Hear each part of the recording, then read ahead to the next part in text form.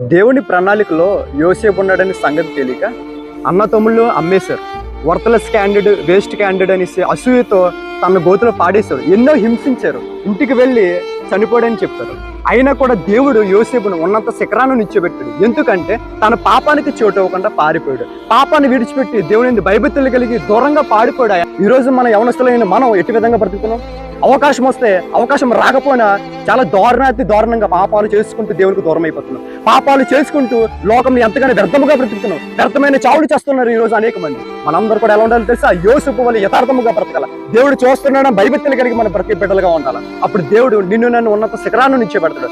దేవుడు కోరుకుంటుంది ఏంటంటే ఆయనకి యథార్థముగా బ్రతకాల, ఆయన హత్తుకొని బ్రతకాల. ఈ పాపాన్ని విడిచిపెట్టి దేవుడు రాజ్యంలోకి నిన్ను నన్ను చేర్చుకోవాలని ఆయన ప్రయాస. మరి ఆయన ప్రయాసకి మనం చోటిద్దామా? ఆయన ప్రణాళికను మన జీవితంలో సిద్ధింపజేద్దామా? మరొకసారి ఆలోచించిన ప్రియ సహోదరుడా.